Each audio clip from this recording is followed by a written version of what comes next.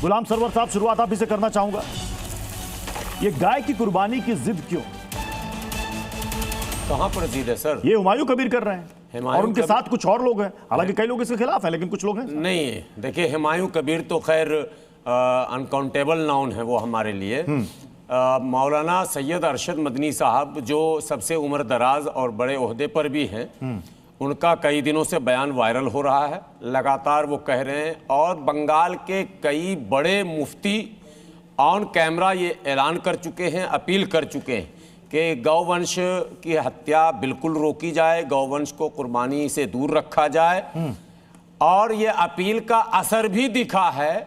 लेकिन चूंकि शुभेंदु जी को पोलराइज करना है और कोई काम अभी करना नहीं, जबकि कह रहे हैं कि पूरा बंगाल खत्म था, हमको जल्दी से ठीक करना, और ठीक करने जी को पोलराइज करना मतलब क्या आपका कहने का मतलब यह है कि अगर शुभेंदु अधिकारी वाकई हिंदू हितैषी हैं तो आज शाम तक हुमायूं कबीर को जेल के सलाखों में होना चाहिए। अन्यथा देश के भारत के सभी हिंदू भाइयों, हाथ जोड़कर कहता हूं, खेल समझ लेना। ये अपना पोस्टर बॉय हुमायूं कबीर आपका है, आपका पोस्टर बॉय है। एक सेकंड, हम कहते हैं गाय को राष्ट्र माता घोषित किया जाए। के शर्मा जी, राष्ट्र माता, पशु नहीं, मैं के शर्मा जी शब्द नहीं कह रहा हूं, राष्ट्र माता घोषित किया जाए। आपने क्या परेशानी है? ये कह रहे हैं आज शाम तक हुमायूं कबीर को अरेस्ट कर लिया जाना चाहिए बंगाल में, और ये कह रहे हैं जो बात अरशद मदनी ने कही कि राष्ट्र माता घोषित कर दीजिए।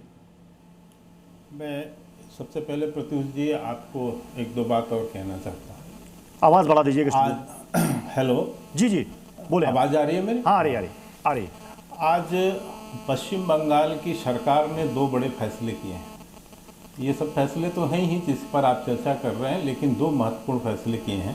27 किलोमीटर जमीन बॉर्डर की वो बीएसएफ को हैंडओवर किया है फेंसिंग करने के लिए, जिससे घुसपैठ होती थी। और दूसरा बड़ा फैसला है कि आरजी का जो केस था, जिस बच्ची के साथ दुर्घटना हुई, बलात्कार जैसा जघन्य अपराध हुआ, उस केस की पुनः जांच को खोल दिया है। ये दो महत्वपूर्ण फैसले आज पश्चिम बंगाल के हैं। साथ में चीज़ें भी हैं। मैं आपको पहले भी बता दूं कि ये जो कानून है, इस कानून के ये कानून पहले से गुलाम सरवर जी को और के शर्मा जी को साथ में रखिएगा गौरव। हाँ, पश्चिम बंगाल की सरकार ने ये कानून पहले ही बनाया हुआ है। पश्चिम बंगाल में ये कानून है, इस पर अदालत में भी लोग जा चुके हैं, अदालत से भी वहाँ फैसला आ चुका है।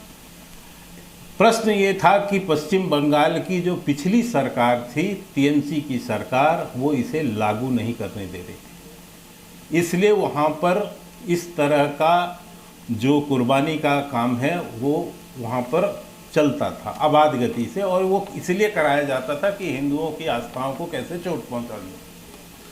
कुर्बानी से हमें कोई दिक्कत नहीं है सर, आप कुर्बानी कीजिए, बिल्कुल कीजिए, आपका धर्म कहता है, आपकी उपासना। नहीं, वो गाय की कुर्बानी देने की बात कर रहे हैं के शर्मा जी। हाँ, मैं जान रहा हूं, मैं आ रहा हूं, उसी पे आ रहा हूं। उनका कहना है, हुमायूं कबीर का कहना है, कुर्बानी के लिए जो पशु जायज है हम उनकी कुर्बानी देंगे।